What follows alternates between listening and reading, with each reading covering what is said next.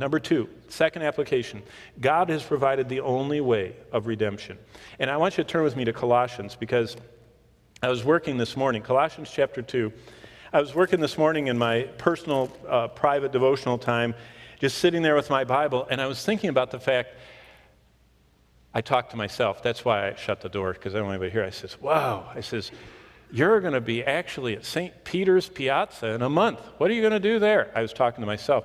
And I was thinking about, what do you do when you're in front of the biggest monument to a fact that people can earn their way to heaven by works, by sacraments, by doing good?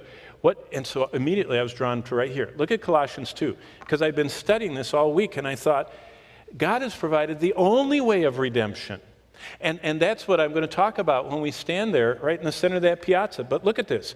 Redemption is about the debt of sin God piled up, the reckoning of. God has piled up the entire record of every time I have ever sinned. He knows everything I've ever thought, everything I've ever said, everything I haven't done, everything I should have done, and everything I did wrong. And He's got it all written down. A record of it.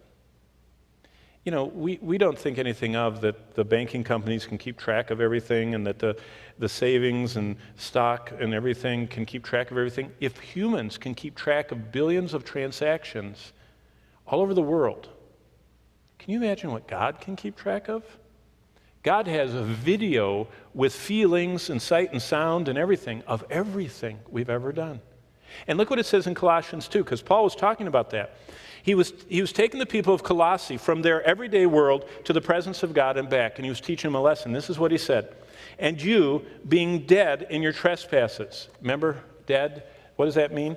You are under the thumb of your sin. You are totally enslaved to it. So you, being dead in your trespasses and the uncircumcision of your flesh. Paul calls salvation, and so does God in Ezekiel, having a circumcised heart. It means that God reaches down and cuts away the hardness of our heart that forces us to sin, and He gives us a soft, responsive heart. We get a heart transplant. So he said, before you were saved, you were dead in your trespasses, you had an uncircumcised ness of your flesh. That means you had a hard heart.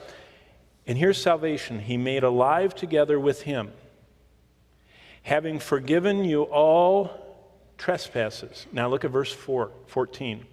Having wiped out the handwriting of requirements that was against us, which was contrary to us, and has taken it out of the way, having nailed it to the cross. What is he talking about? This is what he's talking about. He's talking about the list of sins.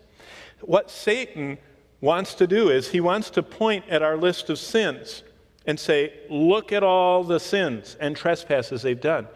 And that's why Jesus steps in front of us. That's what our advocate means. He steps in front of us before the throne and he says, I've paid for those sins. It's paid in full. And what was formerly, look what he's called, verse 14, the handwriting of requirements. Now, what did the Colossians think about when Paul said that? The word that's used is the same concept I told you about in the criminal justice system.